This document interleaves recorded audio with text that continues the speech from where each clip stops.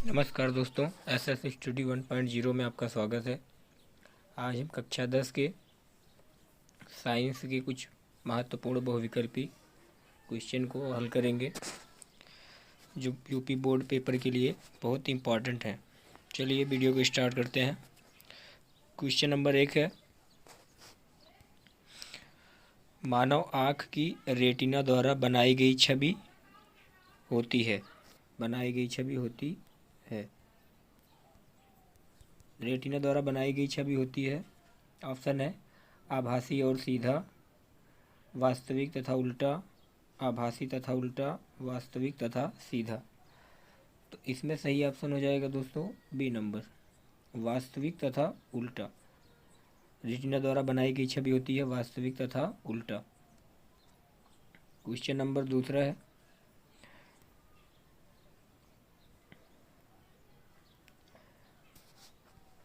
आकाश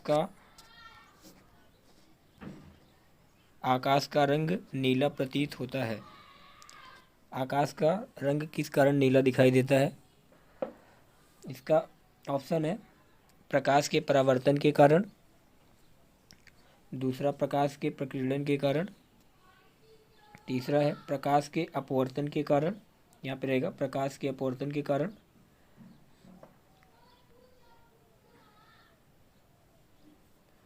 प्रकाश के अपवर्तन के कारण, इनमें से कोई नहीं।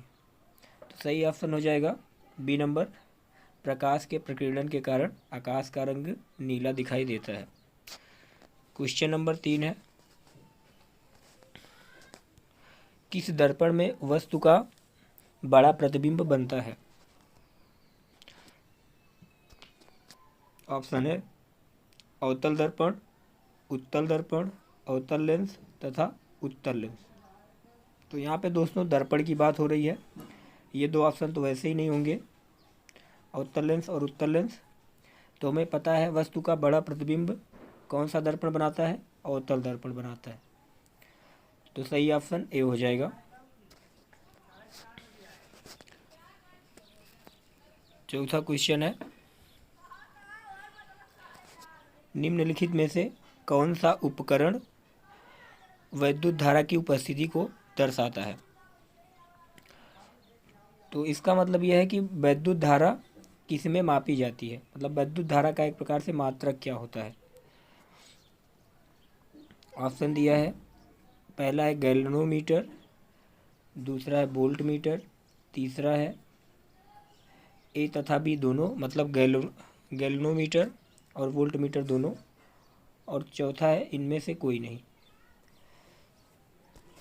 तो हमें पता है दोस्तों इसका सही ऑप्शन ए हो जाएगा, गैल्वेनोमीटर, गैल्वेनोमीटर। ठीक है, ए नंबर ऑप्शन सही हो जाएगा। और विद्युत धारा का एक और मात्रक होता है, वो होता है एमीटर, एमीटर।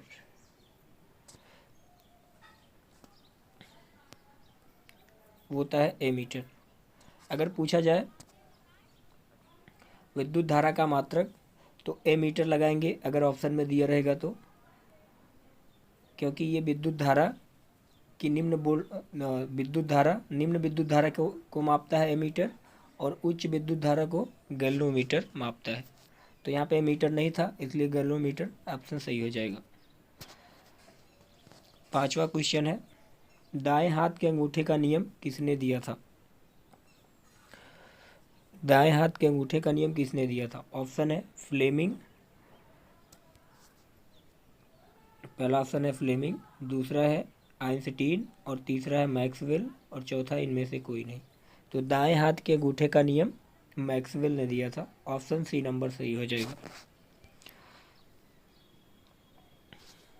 छठा क्वेश्चन है, विभवांतर का मात्रक है।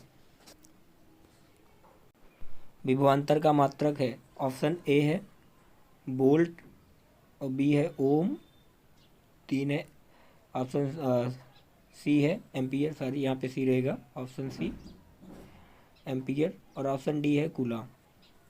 तो हमको पता है विभवांतर का मात्रक क्या होता है? वोल्ट होता है दोस्तों। क्या होता है? वोल्ट विभवांतर का मात्रक होता है।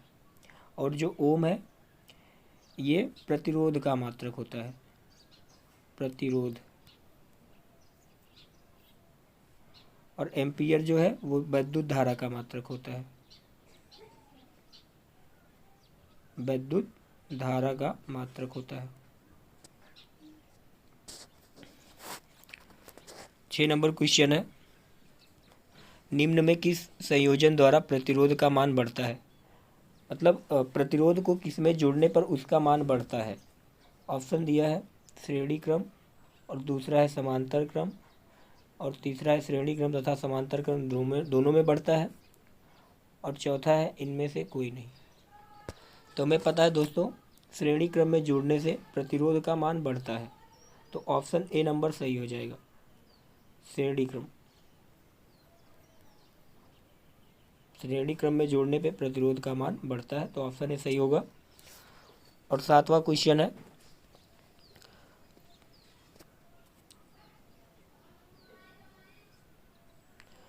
इसमें थोड़ा सा मिसप्रिंट है दोस्तों, टाइपिंग में मिस्टेक हो गया था। कौन सा लेंस को अपसारी लेंस कहा जाता है? अपसारी लेंस, अपसारी लेंस। तो यहाँ पे सही ऑप्शन हो जाएगा अवतल लेंस। अवतल लेंस को अपसारी लेंस के भी नाम से जाना जाता है, और उत्तल लेंस को अभिसारी लेंस कहा जाता है। क्या कहा जाता है? अभिसारी।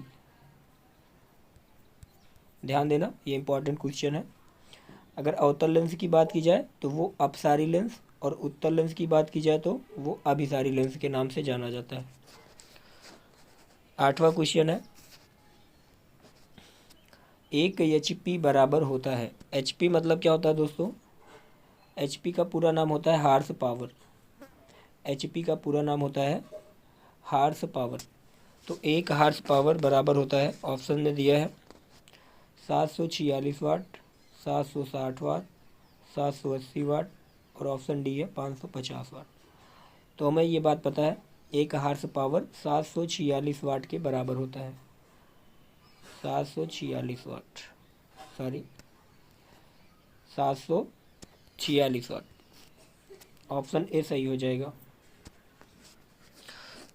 9वां क्वेश्चन है, विशालक शीशा, विशालक शीशा मैग्नीफाइंग ग्लास जिसको बोला जाता है,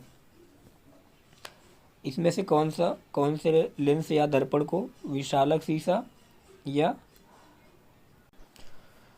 तो विशालक शीशा क्या होता है दोस्तों? सबसे पहले ये जान लो, मार्केट में पहले ऐसे मिलता था कुछ इस तरह के आकार का, जिसमें मतलब किताब में देखने पे जो अक्षर होते हैं वो जूम करके वो दिखाई देता है उसमें। तो विशालक शीशा जो अवतल लेंस होता है उसी को बोला जाता है, उसमें अवतल लेंस का प्रयोग होता है, प्रयोग लगा होता है। 10वां क्वेश्चन है, जब किसी चालक तार से विद्युत धारा प्रवाहित होती है तो गतिशील कण होते हैं। जब किसी चालक तार से विद्युत धारा प्रवाहित होती है तो गतिशील कण होते हैं। तो उसमें कौन से कण विद्यमान होते हैं दोस्तों? आइए देखते हैं ऑप्शन। ऑप्शन ए है परमाणु, ऑप्शन बी है प्रोटॉन, ऑप्शन सी है इलेक्ट्रॉन, ऑप्शन डी है आयन। तो इसमें सही ऑप्शन हो जाएगा option number C, electron. Electron, वो गतिशील कण क्या होते हैं? इलेक्ट्रॉन होते हैं। ऑप्शन सी नंबर सही हो जाएगा। 11 नंबर क्वेश्चन है, एम्पियर घंटा मात्रक है। एम्पियर घंटा किसका मात्रक होता है? एम्पियर घंटा मात्रक है। एम्पियर घंटा किसका मात्रक होता है? ऑप्शन ए दिया है शक्ति, ऑप्शन बी दिया है आवेश, ऑप्शन सी दिया है ऊर्जा, ऑप्शन डी दिया है इनमें से कोई नहीं। आवेश को ही ध्यान देना दोस्तों, आवेश को ही एम्पियर घंटा कहा जाता है। एम्पियर घंटा के नाम से जानते हैं, ठीक है। तो इसमें सही ऑप्शन हो जाएगा ऑप्शन नंबर बी, आवेश का। विद्युत धारा का मात्रक क्या होता है? ये मोस्ट इम्पॉर्टेंट कर लीजिएगा। विद्युत धारा का मात्रक क्या होता है? तो विद्युत धारा का मात्रक होता है एम्पियर। एम्पियर होता है विद्युत धारा का मात्रक। ऑप्शन क्वेश्चन नंबर 13 है, शरीर में भोजन का पचना किस प्रकार की अभिक्रिया है? तो ऑप्शन दिया है उपचयन, संयोजन, विस्थापन, इनमें से कोई नहीं। शरीर में भोजन का पचना उपचयन अभिक्रिया है। कौन सी अभिक्रिया है? उपचयन। ऑप्शन नंबर ए सही हो जाएगा, उपचयन। 14 नंबर क्वेश्चन है, यदि कोई विलयन लाल लिटमस पेपर को नीला कर देता है, इसका पीएच मान क्या होगा? कोई विलयन लाल लिटमस पेपर को नीला कर देता है तो उसका पीएच मान क्या होगा? सबसे पहले यहाँ पे ये समझेंगे दोस्तों कि लाल लिटमस पेपर को नीला कौन करता है, अम्ल करता है कि क्षार करता है? तो यहाँ पे देखो, लाल लिटमस पेपर को नीला क्षार करता है, और हमें पता है कि क्षार का पीएच मान 7 से अधिक होता है, 7 से अधिक होता है।